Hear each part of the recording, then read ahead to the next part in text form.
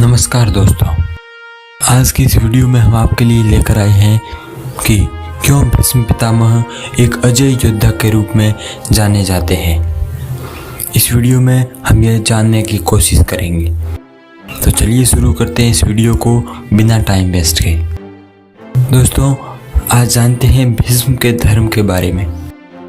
तो आज जानते हैं कि बड़े बड़े महारथी योद्धा भीष्म से उम्र में छोटे होकर भी भीष्म को युद्ध में पराजित नहीं कर पाते थे।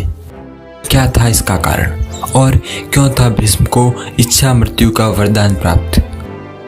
इसी के आधार पर भीष्म ने सारे नियम बनाए। उन्होंने दैनिक जीवन के सरल नियमों को भी अपनी चरम प्रकृति तक पहुंचने का सोपान बना लिया। भीष्म ने इतनी भीषण प्रतिज्ञा कर डाली। उनकी प्रतिज्ञा को हम भीषण इसलिए नहीं कहते क्योंकि वह ब्रह्मचारी बन गए या सारा राजपाट त्याग दिया। उनकी व्यक्तिगत असुविधा या क्षति के लिए हम उसे भीषण नहीं कहते, बल्कि इसलिए कहते हैं क्योंकि वह जिस कुरुवंश और देश से इतना प्रेम करते थे, उन्होंने उसे दांव पर लगा लिया। जो चीज़ उनके लिए सबसे अधिक महत्वपूर्ण थी, उन्होंने उसे ही दांव पर लगा लिया और कहा कि यही उनका धर्म और मोक्ष प्राप्ति का रास्ता है। दोस्तों, जैसे जैसे हम महाभारत की कहानी में आगे बढ़ते हैं, आपको तमाम ऐसी परिस्थितियां दिखाई देती है जहां भीष्म लगभग अति मानव या सुपरमैन नजर आते हैं। यदि कोई मनुष्य अपने भीतर मौजूद जीवन के बीज को रूपांतरित करने के लिए तैयार है, वह कोशिका जो एक और मनुष्य के निर्माण में समर्थ है, उसे वह जीवन शक्ति में रूपांतरित करने के लिए तैयार है, तो वह परमाणु बल की तरह शक्तिशाली हो जाता है। आपको पता ही है कि एक परमाणु कितनी ऊर्जा पैदा कर सकता है। कई बार महाभारत में लोगों ने कहा कि वे भीष्म से नहीं लड़ सकते क्योंकि वह एक अखंड ब्रह्मचारी है। वे उन्हें नहीं मार सकते थे क्योंकि उन्होंने अपने शरीर के हर बीज को एक जीवनी शक्ति में रूपांतरित कर दिया था, जिसके कारण वह अपनी इच्छा से मृत्यु को प्राप्त कर सकते थे। ऐसा इसलिए कहा गया कि भीष्म के पास अपनी मृत्यु का समय चुनने की शक्ति थी।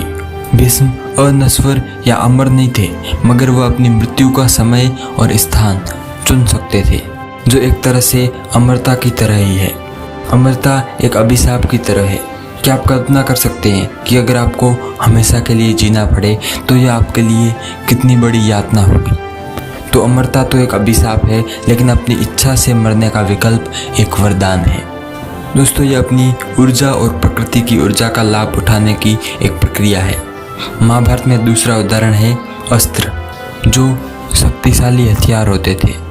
कहा जाता था कि अस्तित्व के सबसे छोटे कण को युद्ध भूमि में सबसे बड़ी शक्ति बनाया जा सकता था। ये परमाणु बम की तरह लगता है। हालांकि वे उस समय भी तीर धनुषों का प्रयोग करते थे। कुछ अस्त्रों के असर के बारे में बताते हुए ऐसी बातें लिखी गई है कि चाहे आप इस अस्त्र से पूरी दुनिया को नष्ट न करें, गर्भ में मौजूद शिशु तब भी झुलस जाएंगे। यह भी परमाणु हथियारों के असर जैसा लगता है। या तो उनके पास बहुत ही शानदार कल्पना शक्ति थी, या उनके पास वाकई इस तरह का ज्ञान था। क्या उनके पास इस तरह के हथियार थे? क्या उन्होंने ऐसे हथियार कहीं देखे थे या किसी से कहीं से आकर उन्हें ये बातें बताई थी? ये तो हम नहीं जानते। दोस्तों, ये वीडियो आपको कैसा लगा हमें कमेंट सेक्शन में बताएं।